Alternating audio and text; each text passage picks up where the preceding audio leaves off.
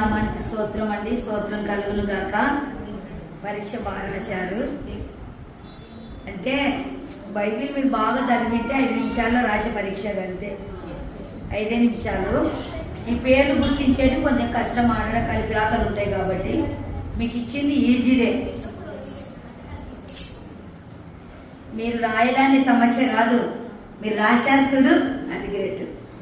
అంటే ఎన్ని మార్కులు వచ్చావో కాదు, తీసుకొని ధైర్యంగా రాసినారు. పేపర్ టచ్ అయిందే లేదా, ఇంకోసారి పెట్టినప్పుడు ఇంకా బాగా రాస్తారు కదా. సరే, కొరింథీయులకు రాయబడిన మొదటి పత్రిక 9వ అధ్యాయము 5వ వచనం. తక్కిన అపోస్తలుల వలెను, ప్రభు యొక్క సహోదరుల వలెను, కేఫా వలెను విశ్వాసురాలైన భార్యను వెంటబెట్టుకొని తిరుగుటకు మాకు అధికారము లేదా? దేవుడి మాటలు మన కొరకై దీవించును గాక.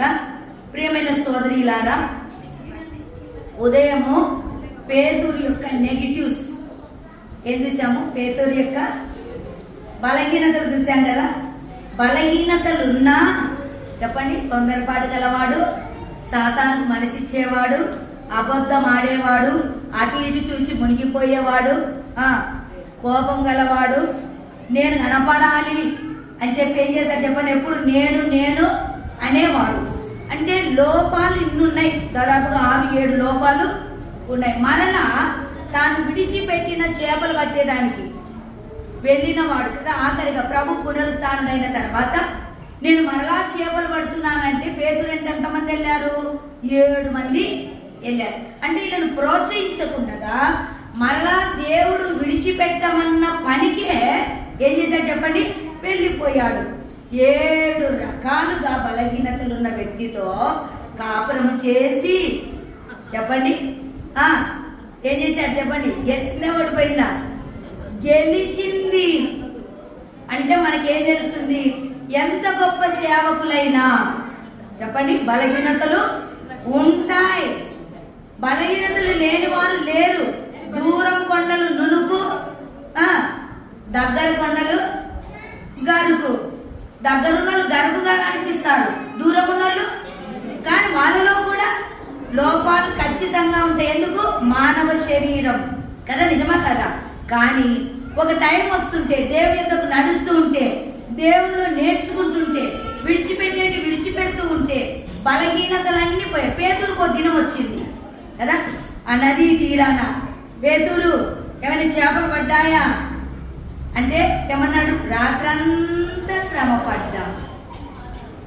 యేసయ్య పిలిపేంటి? నిన్ను చేపలు పట్టేవాని కాదు, మనుషులను బట్టే జాగ్రత్తగా చేస్తానన్నాడు. ఇప్పుడు ఎక్కడ మనుషులొద్దు నాకు, ఏంటంటే చేపలు పట్టడానికే వెళ్తానన్నాడు. ఇప్పుడు చూడండి, ఉదయం అని చూసాం, ఇప్పుడు ఏది? తిరిగి మళ్ళా చేపలు పట్టడానికి వెళ్ళిపోతే ఎంతమంది అపోస్తులు ఎంత పోయారు? 7 మంది పోయారు. అంటే 7 మందిని ఆర్పేవాడుగా అయిపోయాడు, నిజమా కదా. అందుకే ప్రభువే ఒడ్డుకొచ్చాడు. తెల్లవారుజామున ఆయన రాగా, పిల్లలారా మీ వద్ద ఏమైనా ఉన్నాయా అంటే ఏమన్నారు చెప్పండి? సిగ్గుతో ఏమీ రాత్రంతా ప్రయాసపడ్డా, ఒక్క చేప కూడా పడలేదన్నాడు. అంటే యేసయ్యకు వ్యతిరేక దిశలో నడిస్తే సక్సెస్ అవుతామా? చెప్పాలి మీరే. సక్సెసా? లేదు. ఎటు తోచని పరిస్థితిలో పడిపోతావు. అసలు పేతురు కంట ఏం చెప్పండి, సాయంకాలంలో ఏ దిక్కున చేపలు ఉంటావో బాగా తెలుసు, ఉదయం ఏ దిక్కున ఉంటావో బాగా తెలుసు, మధ్యాహ్నంలో ఎక్కడుంటాయో బాగా తెలుసు, రాత్రి పడుకొని పోయే ముందు ఎక్కడుంటావో బాగా తెలుసు. ఇంకా చెప్పండి, తెల్లవారుజామున ఏ దిక్కున ఉంటావో బాగా తెలుసు. ఇప్పుడు ఏమన్నాం? సముద్రంలో ఉన్న చేపలన్నీ, గలిలయ సముద్రంలో ఉన్న చేపలన్నీ ఎవరి మాట విన్నాయి? దేవుని మాట విన్నాయి. ఇక్కడేయండి, అక్కడేయండి, నాకు తెలివి ఉంది, అప్పుడు పట్టాం కదా అని నేను చెప్తుంటే చేపలన్నీ అక్కడ ఏమున్నాయి? అయ్య బాబాయ్, 3.5 సంవత్సరాల క్రిందట అరుస్తున్న పేతురు స్వరం వినపడుతుంది. ఏమన్నా చెప్పండి? అస్సలు దొరకొద్దండి. పేతురు వాళ్ళకు చేపలకు కూడా లీడర్ ఉంటాడా లేదా మనకు తెలియదు. అవి గుంపులుగానే ఉంటాయి. పేతురు స్వరము వినగానే చేపలు ఒక్కటి కూడా వలలో పడలే. పేతురుకు తెలియని దిక్కులు లేవు, పేతురుకు తెలియని సమయము లేదు. ఏ సమయంలో చేపలు ఏ దిక్కున ఉంటాయో, ఏ కాలంలో ఏ దిక్కున బాగా నివాసం దొరుకుతాయో అంతా తెలిసిన పేతురు ఇప్పుడు ఏమయ్యా చెప్పండి, యేసయ్యకు వ్యతిరేకంగా పోతే ఏమి ఏ వృత్తి అయినా ఏమంట శూన్యం. ఏమి ఎంతసేపు కష్టపడ్డారంట, ప్రభువా రాత్రంతా కష్టపడ్డ ఒక్క చేప. ఇప్పుడు ప్రభు ఏమన్నాడు, మీ వలను కుడి వైపున కేసి లోతుకు నడిపించండి అన్నాడు. అంటే కుడివైపు వేశారా లేదా? వేశాం, రాత్రంతా వేశాం అని చెప్పడానికి ఉంది. కానీ ఇప్పుడు ఏమి చెప్పలేదు, అది దేవుని శక్తి, ఇది మానవ ప్రయత్నం. అది కుడివైపున ఏంటి లోతుకు నడిపించండి అంటే ఎవరి శక్తి అమ్మా? దేవుని శక్తి. మానవ శక్తిని ఏం చేసింది? ఓడించింది. సరే ప్రభు వేసాం, అక్కడ కూడా దొరకలేదని ఒక్కరేం చెప్పారా అంటే ఇప్పుడు అందరూ సైలెంట్గా నోరు మనం చేసిన పని తప్పు, మనం వెనక్కి వచ్చి వలలు చేపలు పట్టడానికి వచ్చామే ఆ పని తప్పని ఎరిగి మౌనులయ్యారు. కుడివైపుకి నడిపించి లోతులకు వేయగా ఏమంట 150 పెద్ద చేపలు పడెను. వలను లాగలేకపోగా అక్కడ చేపలు పట్టే వాళ్ళని తోడుగా పిలిచి మీరు కూడా మా వలలు లాగి ఒడ్డుకు వేతురాలని చెప్పగా వాళ్ళు సహాయపడగా ఎన్ని చేపలు పడ్డాయంట? అసలు పేతురు జీవితకాలంలో అటు చేపలు ఎప్పుడు పట్టలేదంట. అటు చేపలు అంత పెద్ద చేపలు పట్ట. జాలర్లలో ఎక్కడున్నారు? యేసు వెంట ఉన్నారు కదా. చేపలు పట్టే వాళ్ళు ఉన్నారా? ఇవేమో బలిసిపోయాయి కదా. పెద్ద చేపలు 150 వల పిగులునంతగా. అదే లాస్టింగ్ ఎప్పుడు సముద్రపు ఒడ్డుకైనా వెళ్ళలేదు. ప్రియ సోదరిలారా, యేసయ్య పిలుపు, యేసయ్య ఏర్పాటు, యేసయ్య ఉద్దేశం నెరవేర్చకపోతే మనం ఎక్కడ తిరిగి, ఎంత తెలివితో తిరిగినా, ఎంత నైపుణ్యతతో తిరిగినా, ఎంత టెక్నిక్తో తిరిగినా కూడా సక్సెస్ కాలేము. అది పద్ధతి. ఇప్పుడు ఇదంతా భార్య తెలిసిందే లేదా? తెలిసిందే లేదా? నేను పిలిచి మనుషులను బట్టి జాలరుగా చేస్తంటే నువ్వు వెళ్ళావయ్యా, ఒక్కసేపు పడాల, నీకు సిగ్గు అనిపించడం లేదా అని చెప్పి తిట్టిందా? నో. ఎన్నడూ కూడా పేతురును చిన్న లోపమెత్తి కూడా ఆమె మాట్లాడినేది కాదు. ఎందుకు చెప్పండి? ఎప్పుడో ఒకసారి దేవుడు మాట్లాడతాడు, ఆయనే తెలుసుకుంటాడని ఎన్నడూ చెప్పండి. ఇప్పుడు చెప్పండి, 7 రకాలుగా నెగిటివ్స్ ఉన్నా, బలహీనతలున్నా ప్రేమించి, సహకరించి, క్షమించి, ఓర్చుకొని, లోబడి, భయము, భక్తి, విధేయత కలిగి, క్షమాపణ కలిగి ఆయన వెంట వెళ్ళింది కదా. ఇప్పుడు పాజిటివ్ థాట్స్ చూద్దాం. మీరు చెప్పండి, మీకు ఏమైనా పేతురులో ఉన్న ఆశీర్వాదకరమైన మాటలు పాజిటివ్. నేను పొద్దున మధ్యాహ్నం ఉదయం ముగించే ముందు ఒక మాట చెప్పాను, కేఫా, నువ్వు కేఫా అనబడదు, నువ్వు రాయివి, ఈ బండ మీద నా సంఘమును కట్టుదువు. దేవుడు సంఘాలను కట్టే అధికారం ఇచ్చాడు. ఎవరికమ్మా? పేతురికి ఇచ్చాడు. ఇప్పుడు చెప్పండి, కేఫా భార్యకి సంతోషమా లేదా? అయ్యా సంఘాలు కట్టుటలో నేను వెంట ఉంటానయ్యా, వెంట ఉంటాను. వెంటనే కొద్దిరేనో చెప్పండి. అక్కడే మత్తయి సువార్త 16 అధ్యాయం 18 వచనం, 19 వచనం చదువుతున్నాం. ఇప్పుడు 19 వచనం చదవండి. 19, పరలోకపు తాళపు చెవిని నేను నీ చేతికి ఇస్తున్నాను. ఎవరమ్మా? దేవుడు ఏ చెవులు ఇచ్చాడంట? పరలోకపు తాళపు చెవులు కదా. సువార్త తాళపు చెవులు, రక్షణ తాళపు చెవులు. అంటే ఇక్కడ రక్షించబడిన వాళ్ళందరినీ ఎక్కడ తెలుస్తానంట? పరలోకములో. చెప్పండి, మంచి అధికారమేనా? తాళపు చెవి దేవుని చూపిస్తుంది. చెప్పండి, దేన్ని? అత్తగారులు గొడ్లు చెప్పుకుంటుంటారు కదా తాళాలు. అంటే నేను అధికారిని, మీరెవరు కాదు, భర్త కూడా లేడు ఇక్కడ కదా. అక్కలు చెప్పుకుంటున్నారంటే భర్తలు కూడా చెప్పుకోకూడదు, భర్తలకే అది తగు. అధికారము, తాళము అధికారమును చూపిస్తు. అంటే పరలోక రాజ్యము కొరకై నువ్వు అధికారిగా ఉండబోతున్నావు. ఒకటి కట్టడాలు కట్టేవాడుగా, రెండు అధికారిగా. ఇంకేమైనా గుర్తొస్తున్నాయా? చెప్పండి ఇంకేమన్నా మీకు. నేను పొద్దున ముగింపులు అన్నీ చెప్పాను. ఒకటి కేఫా, దేవుడిచ్చిన వాగ్దానం, అంటే పేరు పెట్టిన దేవునికి పేరును ఏం చేశాడు? నెరవేర్చాడు. రెండు, ఈ పేరు నెరవేర్చుటలో ఒకటి బోధలో, కట్టడాలలో, సహోదరుల మధ్య ఏం చేశాడు చెప్పండి?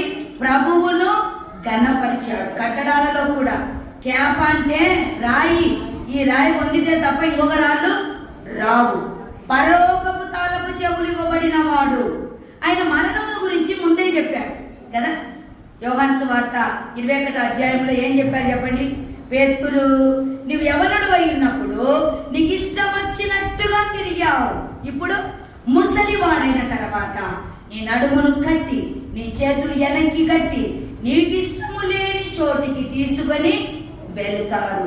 మరణాన్ని గురించి కూడా ముందే చెప్పబడిన వ్యక్తి, మహావ్యక్తి ఎవరు? పేతురు. ప్రియ సోదరులారా, అందుకే అపోస్తల కార్యం 12వ అధ్యాయంలో జైల్లో వేశారు కదా. యోహాను యాకోబును చంపారు కదా. అపోస్తలుల్లో మొట్టమొదట హతసాక్షి ఎవరు? యోహాను సహోదరుడైన యాకోబు అయ్యాడు. ఖడ్గం చేత చంపారు. ఇక ఈయనను కూడా చంపాలి. ఏ పండగకు? పులియన రొట్టెల పండగ 7 రోజులు, పస్కా పండగ 1 రోజు.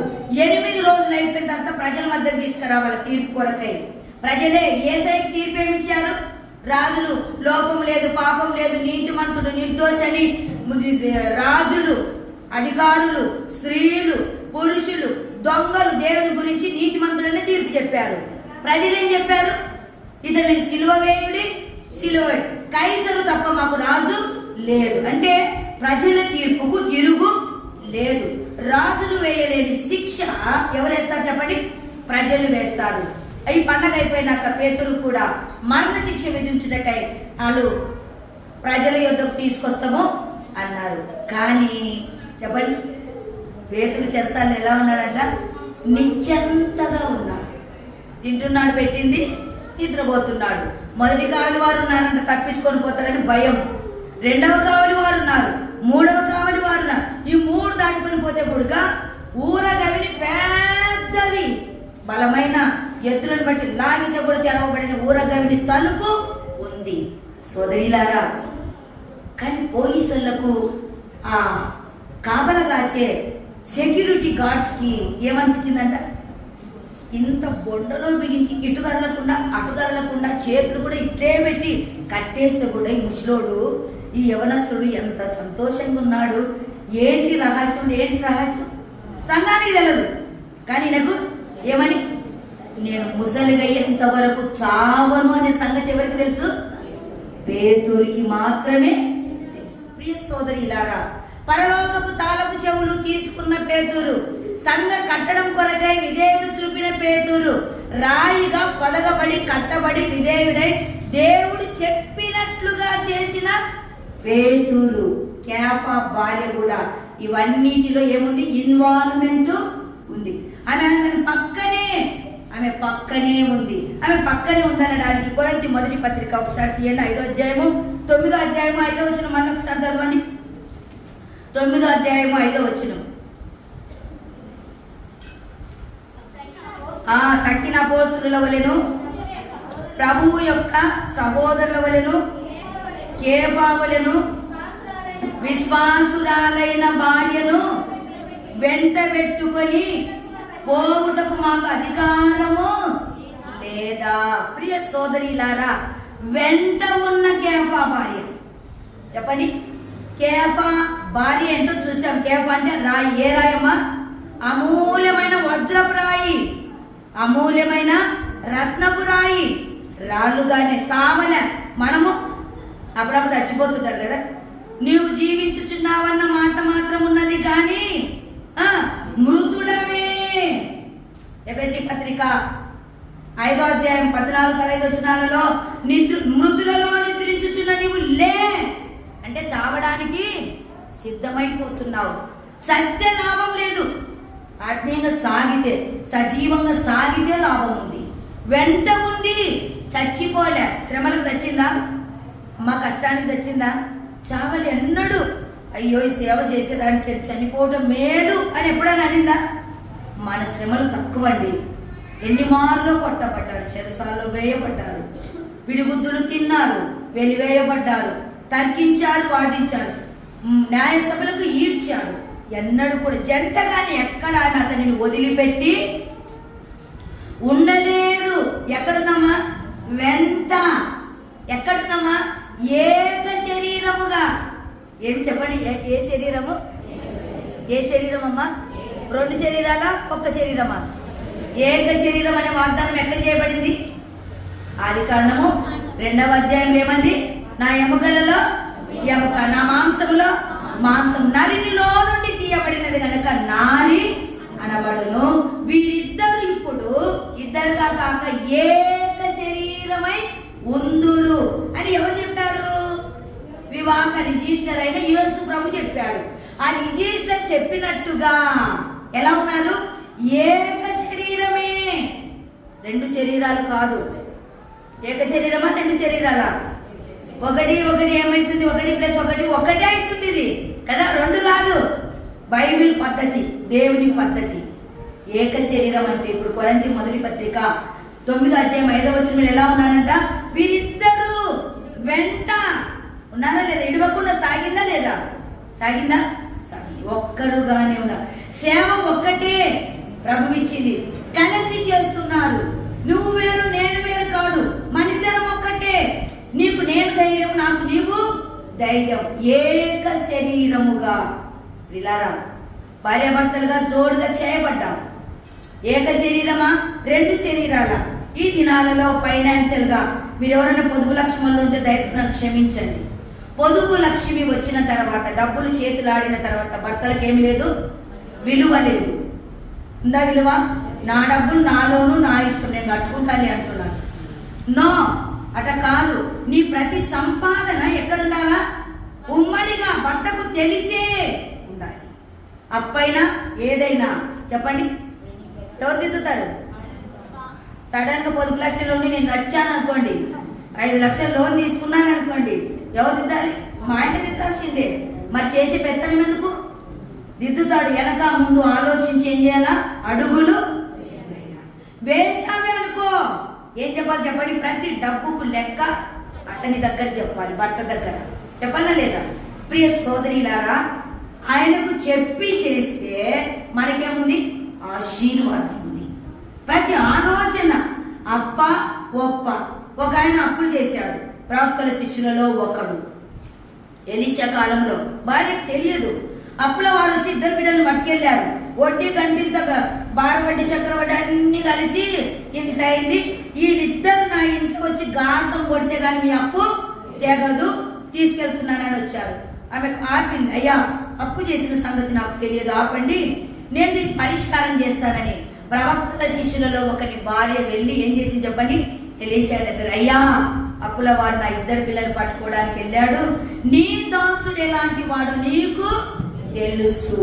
ఇల్లు గడవక అక్కడక్కడ అప్పులు చేసి పిల్లల్ని, భార్యను పోషించాడు. తప్పు కాదు, కానీ అధికమైన అప్పులు చేయకూడదు. సేవకులమైనా సరే, సభికులమైనా సరే, తోటి విశ్వాసులమైనా సరే, అప్పు చేసి పప్పుకూడు తినకూడదు. ఎందుకు? అప్పు ఎప్పుడైనా ముప్పే.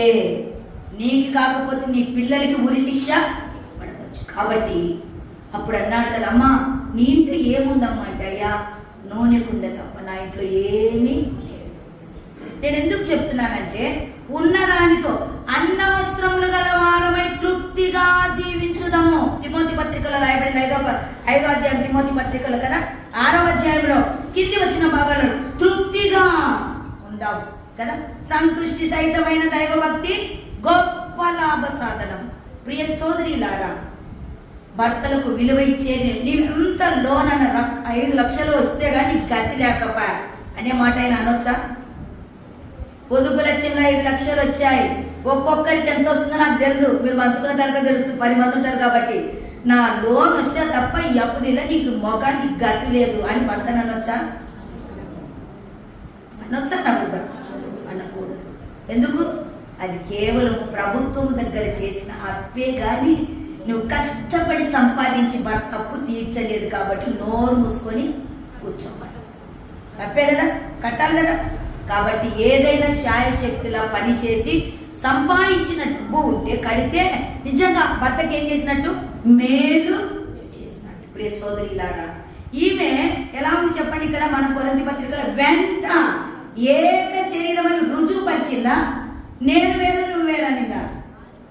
అప్పుడప్పుడు మనం అంటుంటానులే, ఓ మాట కాని మాటనో లేదంటే గసులుకోనో లేదంటే ఎక్కువ కోపంతో నోరు మూసుకొని పడింది అక్కడ. ఆ కోపం ఉంది అన్యాడు అనుకోండి, చెప్పండి ఎంత రోసము. రేపు అన్నం టిఫిన్ బందు, మధ్యాహ్నం వంట బందు. మమ్మీ అన్నం చేసినామంటే చేసుకొని తినండి, మీ నాయన ఉన్నాడు కదా చేసుకోపోండి. రాత్రికి బందు. ఒకవేళ మంచి జ్ఞానవంతురాల ఇరుగు పొరుగు వాళ్ళకు అనిపించుకోకూడదు, నా ఇంటి గుట్టు బయటపడుతుంది అనుకుంటే ఉదయం టిఫిన్ చేస్తుంది. ఏం చెప్తుంది? అరే వండాడ పెట్టినేసుడు పోయి తినిపోరి. ఎవడు? కొడుకు రాయబారం పంపాలి, నైనా అన్నం చేసిందంటే తినమంటుంది.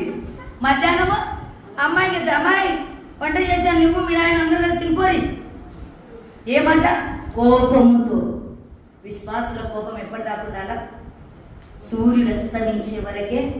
నా మాట కాదు, దేవుడు చెప్పాడు, నీ కోపము కోపపడు కానీ పాపము చేయవద్దు. నీ కోపము సూర్యుడు అస్తమించే లోపే. ఆ తర్వాత మంచి కాఫీ చేసుకునండి. కాఫీ తాగి ఏమో అలసిపోయినట్టున్నావు అని చెప్పి మంచి కాఫీ ఇస్తే పొద్దున కొట్లాడింది ఎక్కడ పోతుంది చెప్పండి? కాఫీ ముందర ఆవిరైపోతుందండి కదా. అట్లా చేసామా? లేదంటే మంచి చికెన్ తీసుకురాపో వంట చేస్తానంటే ఆయన తెస్తాడు, వండొచ్చు, సమాధానం పడవచ్చు. 3 రోజులు 4 రోజులు అతని వెంట ఉన్న మనం, అతనికి జంటగా ఉన్న మనం పాపము చేయడానికి వీలు లేదు. వెంటనే అట్లయితే ఎన్నాళ్ళు అలగాల? ఎదురు భార్య చెప్పండి, బలహీనత వెలుపడి బలహీనత వస్తూనే ఉంది. దినాం అలగాల్సిందే కదా, గొడవ పడాల్సిందే కదా. పడిందా?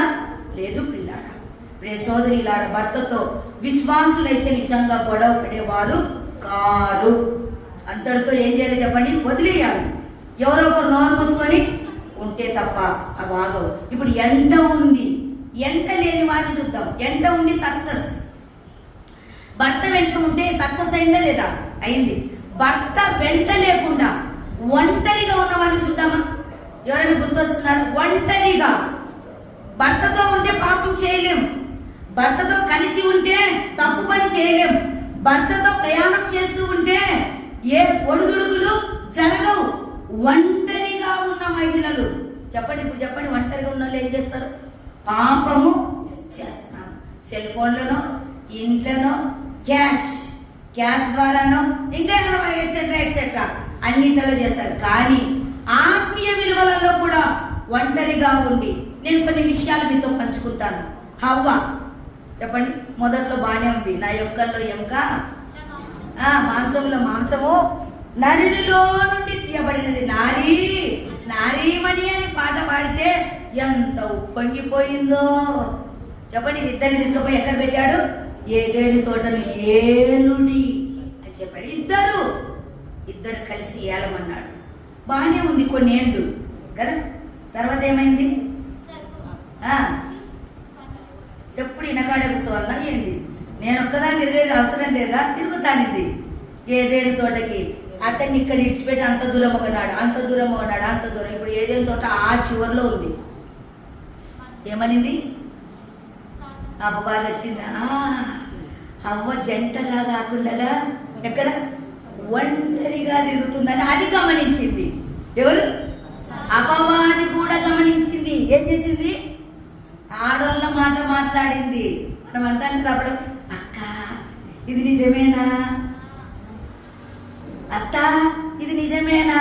పిన్ని మీ వీధిలో ఆ శివర్లు ఇది జరిగిందంటే నిజమేనా? ఎవరి మాట తీసుకొచ్చింది? ఆడోళ్ళ మాటే. అవ్వతో ఏమంది? ఇది నిజమేనా? ఈ తోటలో ఉన్న చెట్ల ఫలములన్నీ తినమన్నాడా? ఏదైనా తినవద్దన్నాడంటే అవునయ్యా, ఆ తోట మధ్యలో ఉన్న చెట్టు తినవద్దు, తింటే చస్తానన్నాడు అన్నాడు. అంటే ఏమన్నాడు చెప్పండి? అపవాది ఏమన్నాడు? చావనే చావరు. ఎలా ఉంటారంట? దేవదూతల వలె ఉంటారు, నిరంతరము జీవిస్తారని చెప్పింది. దేవదూతలు గొప్పనా దేవుడు గొప్ప? ఎవరు గొప్ప? దేని వాక్యం మర్చిపోయిందా గుర్తుపెట్టుకోయింది? ఒంటరిగా గడిపితే దేవుడు చెప్పింది ఏం చేస్తాము? మరిచిపోతాము. నా స్వరూపమున నేను మిమ్మును చేశానని చెప్పి అనేక మార్లు చెప్పాడు. కానీ మేము ఎవరు రూపం బాగుంటుందంట? దేవుని రూపం కంటే ఎవరి రూపం అంట? దేవదూతలన కానీ ఉబ్బి తప్పిపై తెంచుని గబా గబ కరుబట్టిన తిని ఎవరికి తెచ్చిచ్చింది? భర్తకు కూడా కొన్ని తెచ్చిస్తే ఎక్కడివి ఎందటి మన ఆయన గబగబా వాయప నమ్మకమైన నా భార్య తెచ్చిచ్చిందని విసులు కూడా మింగేటట్టు ఆయన మింగాడు. వెంటనే ఏమయ్యా చెప్పండి? కళ్ళు తెరబడి దిగంబరులమని తెలుసుకొని అంజూరపు ఆకులను కుట్టుకొని తమకు కచ్చడములుగా వేసుకొని చెట్ల మధ్యలో ఏమయ్యారంట? దాక్కున్నారు. దేవుడు వచ్చాడు సాయంకాలం. అదమ్మా ఎక్కడ అంటే కూలుకు లేదు పలుకు లేదు. అదమ్మా ఎక్కడా? ఇక్కడున్నా ప్రభువా. ఎక్కడయ్యా? ఇదిగో ఏదేని తోటలో చెట్ల మధ్యలో దాగుకొన్నాను. ఇప్పుడు చెప్పండి, దేవుని మాట మచ్చడానికి ఒంటరిగా ఉంటే ఏమవుతాము? మర్చిపోతాం. జంటగా ఉంటే మర్చిపోలేము. ఇద్దరు ఏం చెప్పాడు దేవుడు, ఏం చెప్పాడు, ఇద్దరు కలిసి మాట్లాడుకొని డిస్కషన్ చేసుకొని ప్రార్థన చేసుకుంటాం కదా. కానీ దేవుణ్ణి మర్చిపోయింది. సృష్టికర్త నన్ను సృష్టించాడు, ఆయన స్వరూపంలో ఉన్నానని మర్చిపోయింది. అంటే ఒంటరిగా ఉంటే నేనేం చెప్తున్నానంటే, పాపము ఎంత గొప్ప పాపం అంటే అవ్వ చేసింది. పాపము వలన వచ్చు జీతము మరణం, ఒకరి ద్వారా పాపము అందరికీ సంప్రాప్తమాయను. అవ్వ చేసిన పాపం ప్రపంచ దేశాలంతటికీ పాపులమైపోయాయి కదా. నిజమే కదా? ఒకరి ద్వారా పాపము, ఒకరి ద్వారా చెప్పండి నీతి లేదా పరిశుద్ధత. మొదటి ఆదాము పాపము వలన మనకు పాపమును పంచిచ్చి మరణమునకు హక్కుదారులు చేస్తే, కడపటి ఆదామైన యేసుక్రీస్తు ద్వారా మనం ఏమయ్యాం? పాపము నుండి పవిత్రులుగా చేయబడ్డాం. ప్రియ సోదరి గారా, ఒంటరిగా ఉంటే పాపాలు చేస్తాం, జంటగా ఉంటే పాపము చేయం. వాగ్దానాల విషయమై ఒంటరిగా ఉండుట. ఎవరు చెప్పండి? శారా. దేవుడు వాగ్దానం చేశాడు లేడు? ఖచ్చితంగా నువ్వు కుమారుని కంటావు, నీ సంతానమును ఇసుక రేణువులంతా ఆకాశ నక్షత్రములంతా. అంటే ఇకేమి బలం ఉడిగిపోయిందా? అంత ఉడిగిపోయింది. అయ్యా ఏమనుకోకుంటే నేను ఒక మాట చెప్తున్నా. చెప్పండి. ఇక నా శాత అవుతుందో కాదో, కంటానో లేదో, ఈ ఆగరుతో పోయవయ్యా. యవ్వనస్తురాలు పిల్లలు పుట్టినా బలంగా ఉంటారని చెప్పి ఎవరినిచ్చింది? ఆగరునిచ్చింది. ఏమిట్లా? దేవుని వాగ్దానము తన శరీరమును బట్టి ఒంటరి నిర్ణయం తీసుకునిందా లేదా? తీసుకుంది. అందుకే ఇప్పటికీ ఇస్మాయేలీలకు ఇశ్రాయేలీలకు యుద్ధాలు మానక తప్పలేదు. ఇశ్రాయేలీలు ఇట్లా అంటే ఇస్మాయేలీలు కాదు ఇట్లా అంటారు. డెడ్ ఆపోజిట్ వాళ్ళ తలంపులు కానీ ఏమే కానీ అంటూ ప్రభు అన్నాడు కదా, అడవి గాడిద వంటి వాడిని ఒండ్రు పెట్టే అరిచి అడవి గాడిదను కన్నావు అన్నాడు కదా. ఆగరుతో అంటే ఆయన మంచివాడు. అబ్రహాము మాటికి ప్రార్థన చేసినందుకు, అయ్యా ప్లీజ్ ఆగరుకు పుట్టిన వాడిని కూడా సంపొద్దంటే ఏం చేశాడు? అతన్ని కూడా ఒక జనమును చేస్తాను. కానీ పక్కటెంకలు ఏమంట? కత్తులు శూలాలు. ప్రియ సోదరిలారా, వాగ్దాన విషయమై దేవుడు చెప్పినా సంశయిస్తే ఏమైంది చెప్పండి? ఇస్సాకును చూచి పరిహాసము చేశాడు. ఆత్మీయులు వాగ్దాన పుత్రులను చూచి శారీరక సంబంధాన్ని బట్టి పుట్టిన వారు పరిహాసము చేశారు. సంతాన విషయమై కూడా ఒంటరిగా నిర్ణయము తీసుకొనకూడదు. సోదరిలారా, ఒంటరి నిర్ణయాలు మనకు మోసమే కానీ లాభాన్ని తెచ్చిపెట్టవు. యెజబెలు ఒంటరిగా నిర్ణయాలు తీసుకునేది. ఏమైంది?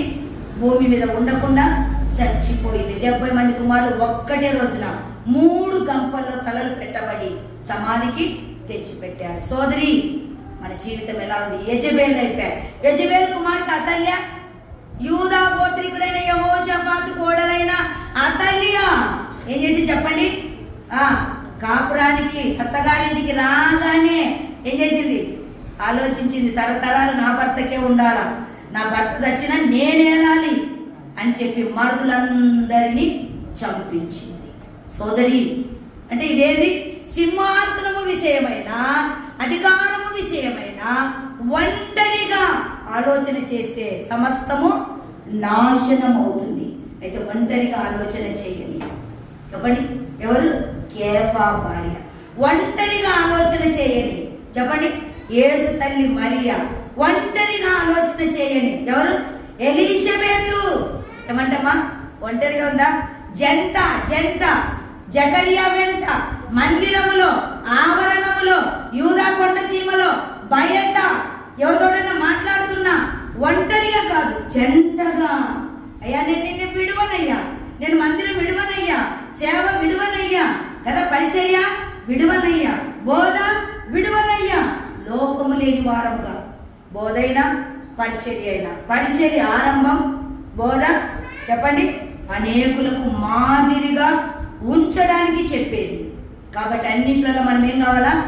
లోపము లేని వారంగా. జకరియా, ఎలిజబెత్ బహుకాలము గడిచిన వృద్ధాప్యములోకి వచ్చారు.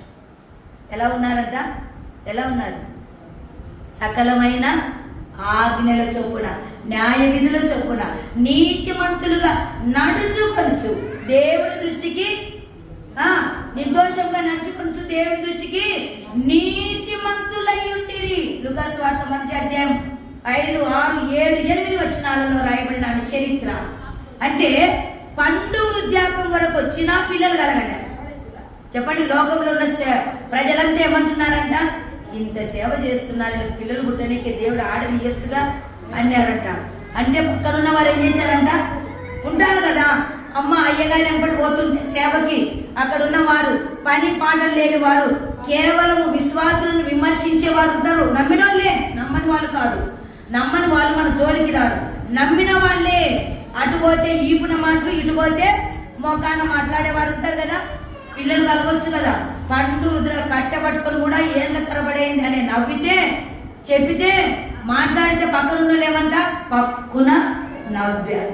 అపహాస్యము చేసేది, అవమానము చేసింది. కానీ ఎలిజబెత్ ఎవరంట ఉంది? ఆయన వెంటే, యాజకుడైన జకరియా వెంటే, ఆజ్ఞల వెంటే, న్యాయ విధుల వెంటే, సేవనే. ఏమి దేవా నువ్వు ఇచ్చినా సరే, ఇవ్వకపోయినా సరే, నువ్వు కలిగినా సరే, కలవకపోయినా సరే, నెరవేరినా సరే, నెరవేర్చబడకపోయినా సరే, నీ ఉంటే నాకు చాలు, నీ మందిరం ఉంటే చాలు, నీ సేవ ఉంటే చాలు. నాకు పిల్లలు ఇచ్చిన సంతోషం, ఇవ్వకపోయినా సంపదలు ఇచ్చిన సంతోషం, ఇవ్వకపోయినా సంతోషమే. నాకు మంచి జీవితం ఇచ్చినా సరే, ఇవ్వకపోయినా సరే, అయ్యా నీ సేవ నమ్మకంగా చేస్తానయ్యా అని ఎవరంట ఉందంట? ఎవరంట? జకరియా వెంట. కేఫా భార్య ఎవరంట ఉంది? ఆయన వెంట ఉండుట. సోదరిలారా, ఒంటరిగా ఉండొద్దండి. ఎలా ఉండాలి చెప్పండి? వీలైనంత మటుకు జంటగానే ఉండడానికి.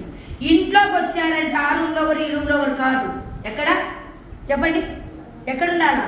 అందరం కలిసి ఒకే చోట ఉండడానికి. సెల్ ఫోన్ తీసుకుంటే ఇది చెప్పండి, ఎవరందరికి వాళ్ళు సెల్ ఫోన్లు తీసుకుంటే ఏమి? పిల్లలు ఏమనుకుంటారు? అందరూ ఎవరందరికి వాళ్ళు పిల్లలే తీసుకున్నారు అనుకోండి, సెల్ ఫోన్ తీసుకొని ఆ గదిలేక ఆ గదిలే పోయినారని తల్లిదండ్రులకు ఏమనిపిస్తుంది? పిల్లలు ఇంట్లో ఉన్నా మాట్లాడతారు, ఇదేం లైఫ్ అబ్బా, పిల్లలు కాకపోయింటేనే బాగుంది అనిపిస్తుందా లేదా?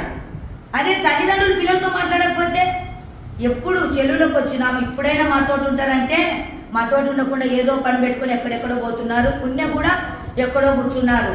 చెప్పండి, అమ్మ ఉండి దండగా, డాడీ ఉండ దండగా, ఆ కుటుంబం ఉన్న మేము ఒంటరి వాళ్ళం అయిపోయామని అంటారన్నా. కాబట్టి ప్రియులారా, పిల్లలు మనం కలిసి ఏం చేయాలి చెప్పండి? కొద్దిసేపు అయిన పిల్లలతో మనం గడపడానికి ఇష్టపడాలి. ఎక్కువ కాలము ఒంటరిగా అతని ఒంటరిగా ఉంచక అతని వెంట ఉండేవారం కావాలి. ఇప్పుడు చెప్పండి, 12 మంది అపోస్తులు భార్యలు ఉన్నారు. యాకోబు చంపబడ్డాడు, యాకోబు లేడు కదా. ఇప్పుడు మళ్ళీ ఇంకొకరిని ఎన్నుకున్నారు. పౌలు యాకోబు స్థానంలో చేరాడు అనుకుందాం. 12 మంది అపోస్తులు, 12 మంది అపోస్తుల భార్యలు, ప్రభు యొక్క సహోదరులు 4 చెప్పారు కదా, యూదా, యోసేపు, సీమోను, యాకోబు పెద్ద లీడర్స్ ఫ్రమ్ దేవునిలో సంఘాల పైన ఎలా ఉన్నారు చెప్పండి? సమస్య వస్తే తీర్చువారుగా ఉన్నారు. వీళ్ళందరి భార్యలలో ఎవరు చెప్పండి? కొద్దో గొప్ప చెప్పండి. అపోస్తలులలో లోపాలు ఉన్నాయా లేదా? కానీ కేఫా భార్యను ఏమన్నాడు? విశ్వాసురాలైన భార్యను వెంటబెట్టుకొని తిరుగుట. అమ్మా, వెంట పెట్టుకొనుట, ఒంటరిగా లేడు, వెంట పెట్టుకున్నాడు. ఈమె కూడా ఒంటరిగా పెట్టుకున్న వెంట వెళ్ళే వాళ్ళు కావాలి కదా. చాలా మంది భార్యలు ఏం చేస్తున్నారు చెప్పండి? ఏం చేస్తున్నారు? ఆయన పత్రికల మధ్యనికి పోతే ఇంటే ఈమె వ్యవహారాలు చేస్తున్నారు. చెప్పండి. ఆమె కూడికి పోతే నువ్వు బోధ చేసి తోడబోదు, నువ్వు పట్టాలు పరిచి చెప్పండి మైకులు అవన్నీ సెట్ చేస్తానని నేను వస్తలే, నువ్వు నీ బాధ్యత ఉంది కదా. ఈమెకి లేదు కదా. ప్రార్థన చేసి స్త్రీల కూడికి నడపంటే నాకు చదువు లేదు, ఆ కూడికి వద్దులే తీసేయి చెప్పండి. ఆయన వెంట ఉన్నామా? ఆత్మీయ విలువలలో లేవు.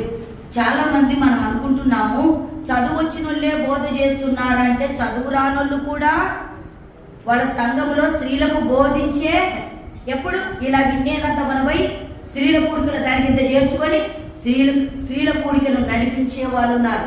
అభివృద్ధి, వ్యక్తులను అభివృద్ధి పరచడానికి.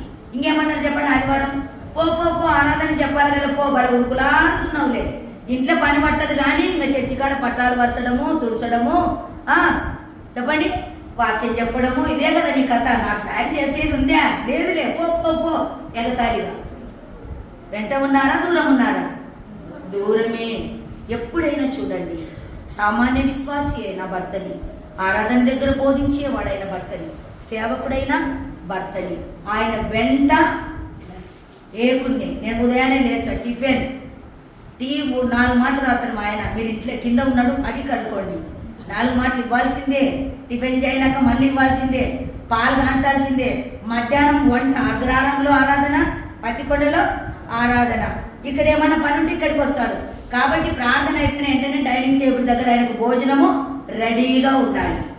అంటే పాడదైనక్క చేస్తలే, ఏం పెద్ద అలసిపోయినావా, అక్కడ చెప్పి ఇక్కడ చెప్పి చెప్తే దేవుడు శక్తి ఇవ్వలేదా? ఇవన్నీ అంటే నేను విశ్వాసిని కాను. విశ్వాసినేనా?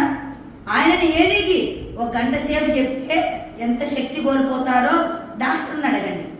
అది నాకు తెలుసు. కాబట్టి ఎవరైనా సరే చర్చికి వెళ్ళేటప్పుడు అన్నీ నువ్వు తింటే తిను లేకుంటే లేదు, అన్నీ సిద్ధం చేసి చర్చికి వెళ్తే వచ్చినాక ఆయన డైనింగ్ టేబుల్ చుట్టూ కూర్చొని ఏం చేస్తాను చెప్పండి? తెర కింద కూర్చొని అందరం కలిసి మాట్లాడుకుంటూ సంతోషంగా తింటామా తినమా? కొంతమందికి ఇది లేదు, ఆయన వస్తాలకు 2 మాటలు తినేసింటారు. ఎందుకు? ముగింపు ప్రార్థనకి చర్చిలో ఉండరు. ఆమె అనకుందరు గుమ్మంలో తింటారు, ఇంటి గుమ్మంలో. కాబట్టి గబా గబా మటన్ చేసింటారు కదా, అవి మా ఆయన ఎక్కువ తింటాడు, నాకు దొరుకుతుందో లేదని వీళ్ళే 2 మాటలు. అది కూడదు. అది పైకి అంటనే అందరము కూర్చొని తినే తిండిలో ఆశీర్వాదం ఉంటుంది. ఎందుకు? సమపాలలో పంచుతాం. నేను టేస్ట్ కూడా చూడను, వాసన చూసి ఉప్పైందా కారమైందా చెప్తా. ఎన్నడూ గంట తీసుకొని ఇట్లా చేతులు వేసుకొని గ్రేవీ కూడా నాకలే. నా పెళ్ళి దాదాపుగా 33 సంవత్సరాలు అవుతుంది, ఎన్నడూ లేదు. ఎందుకు? వాళ్ళు తిన్నాకే మనం లేదా కలిసి తిందాం. ఒక ముక్క కూడా వాళ్ళకు వేరుగా మనం తినడానికి వీలు లేదు. పరిచర్య చేసి ఎరిగిన వాళ్ళు ఎవరు కూడా కుటుంబంలో ఉన్న వాళ్ళని వేరువేరుగా చూడకూడదు. ఇది డైనింగ్ టేబుల్. ఆ డైనింగ్ టేబుల్ దగ్గర కూడా ఆయన వెంటే. అంటే నువ్వు తింటే నేను తింటానయ్యా అంతే కదా. చాలా మంది వెయిట్ చేసే వాళ్ళు ఉన్నారులే విశ్వాసులు. మా ఆయన వచ్చినాక తిందాం, మా ఆయన వచ్చినాక తిందామని చాలా మంచి పద్ధతి అమ్మా. ఎందుకంటే శిరస్సును గౌరవించడం, శిరస్సును హత్తుకోవడం, శిరస్సుకు మర్యాద ఇవ్వడం, శిరస్సు స్థానాన్ని నువ్వేం చేస్తున్నావు? కొనియాడుతున్నావు. నీకు ఆశీర్వాదమే. కానీ భర్త రాకముందే, పిల్లలు రాకముందే 2-3 మాటలు తినింటారు చూడు గిన్నెకేసుకొని. వాళ్ళు ఎక్కడ లెక్క చెప్పాలా చెప్పండి? పరలోకానికి వెళ్ళినాక లెక్క. నీ కుటుంబ పరిపాలన బాగా లేదు. కాబట్టి మనం ఏం చేద్దాం? ఎంట ఉన్నప్పుడు అన్ని విలువలు. ఎలీషబెత్ జకరియా వలె, యోసేపు మరియ వలె యోసేపు విడనాడ ఉద్దేశించెను కదా. ఆమె నీతిమంతురాలై ఉంది కాబట్టి ఆయన నీతిమంతుడు కాబట్టి, పెళ్లి కాకుండా గర్భమైంది కాబట్టి ఈమె ఎవరితో తిరిగిందో అని మందలను అంటే యోసేపుడు ఏం చేశాడంట? రహస్యముగా విడనాడా ఈమెనేమో ఆయన వెంటే ఉంది.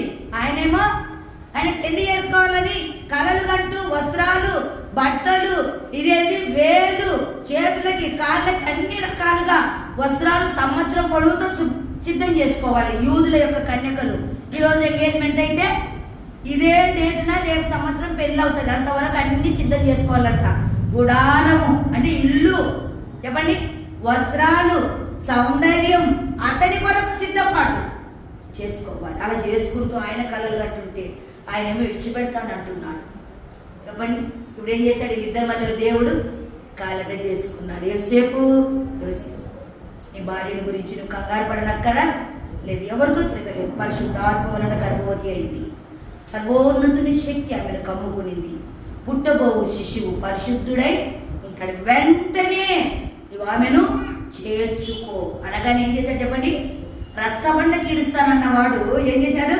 సైలెంట్గా పొద్దున పోయి, మరియా, ఈ బిడ్డను కనే వరకు నేను నిన్ను ఎరగను, నిన్ను అన్ని విధాలా చూసుకుంటానన్నాడు. సోదరులారా, కుటుంబ జీవితంలో కూడా ఏమైనా లోపాలు, పాపాలు వస్తే ఏం చెప్పండి? దిద్దుబాటుగా సేవకులు ఎవరైనా సహకరిస్తే మరలా ఏం కావాలా?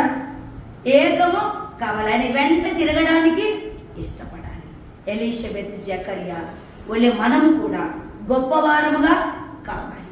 వీళ్ళిద్దరూ గొప్పవారుగా మనం చూసాం. వెంటనే ఉండుట, ఏక శరీరమై ఉండుట. ఎన్నడూ నేను గొప్ప అనేది ఉందా? నేను గొప్ప ఉందా? ఒక ఆమె అనిందండి పత్తికొండలో, అంటే ఇప్పుడు లేదులేండి మా దగ్గర. ఏ సిస్టర్, నీకేమబ్బా బ్యాంక్ ఎంప్లాయ్, నెలకి 60,000 జీతం వస్తుంది, మంచిగా పెట్టాడు మా అన్న అంటే ఏమంటుంది చెప్పండి? అంత తెలివి, అంత సీన్ లేదులే మీ అన్నకడింది అంటే నేను అన్నాను. మరి ఈ సీన్ అంతా ఎవరిది అన్నాను? ఈ చీర ఎవరిది? ఈ బంగారం ఎవరిది? ఈ సోకి ఎవరిది? ఈ సొగసు ఎవరిది అన్నాను. ఈ సిస్టర్ అర్థమాట అంటే బ్యాంక్ ఎంప్లాయ్ బ్యాంకులో పని చేస్తున్నాడంటే సీన్ అంతా ఆయనదే. నీకే సీన్ లేదు. ఉద్యోగం మనకి తెచ్చిది తిని పండుకుంటున్నావు. ఉద్యోగం లేదు, సద్యోగము. ఈ మాటలు అనొద్దండి, ఏం లేదని. ఆయనకి సీన్ ఎవరిది? అసలు దేవుడు చెప్పింది సీన్ ఎవరిది? భర్తదే కదండి సీను.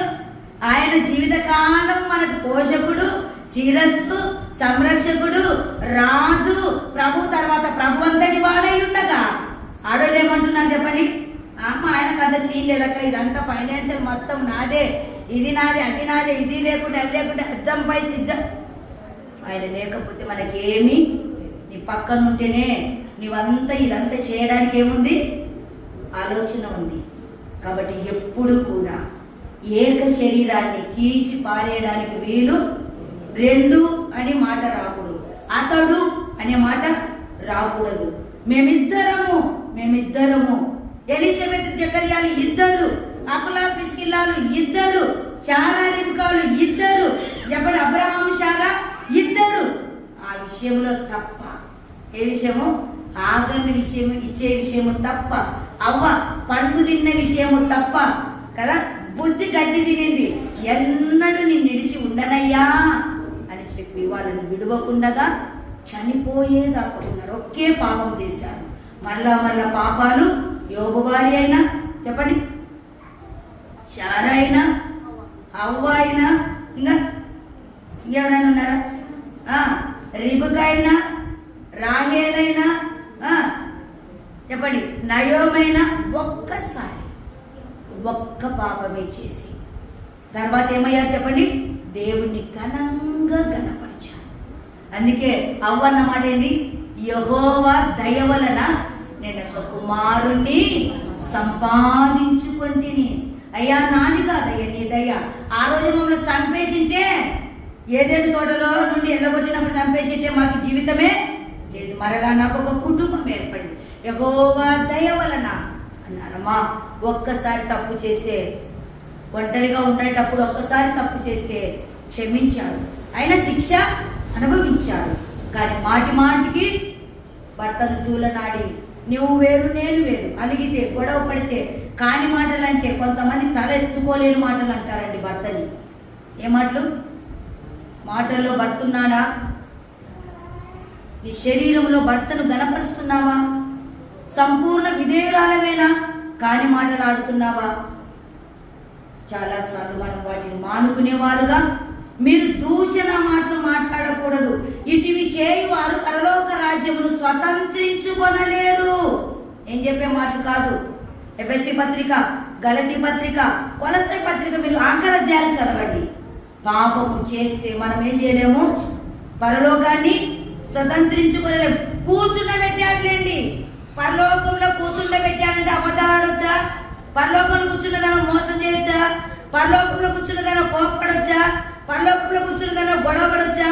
పరలోకంలో కూర్చున్నదానవు అసూయపడొచ్చా? ఇతరులను తిట్టవచ్చా? చిన్న పెద్ద లేకుండా వదులుబోతులా వదలవచ్చా? లేదు.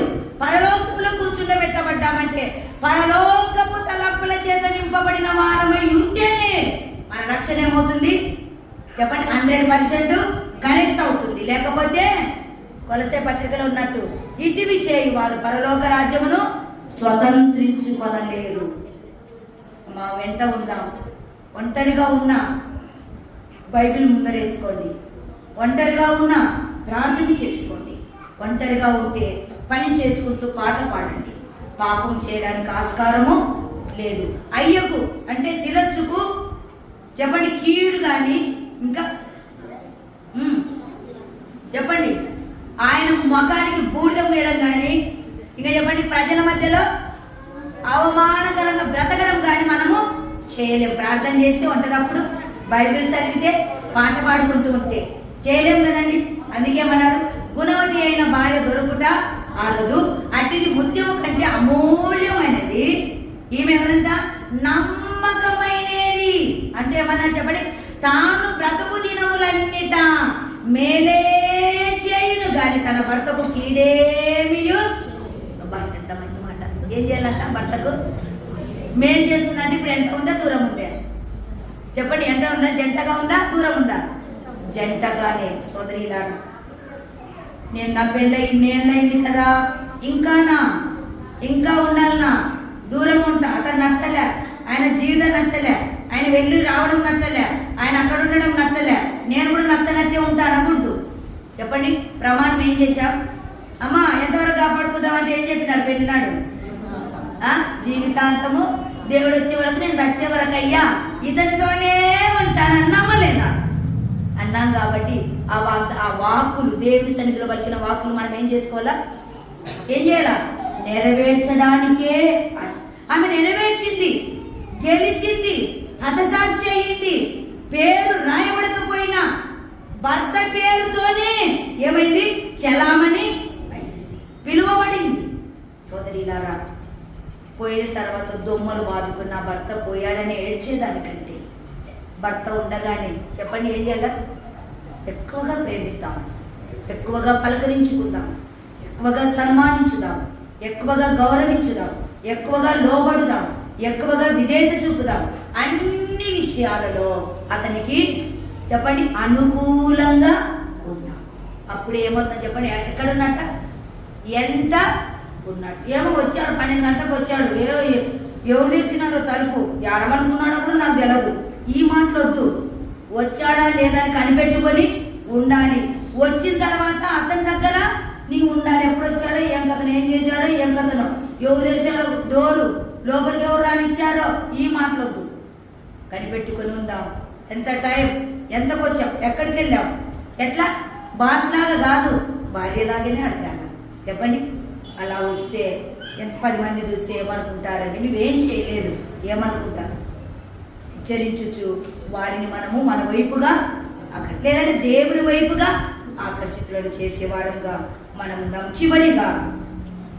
చివరి పాఠంగా అందరిలో మెప్పు పొందినది.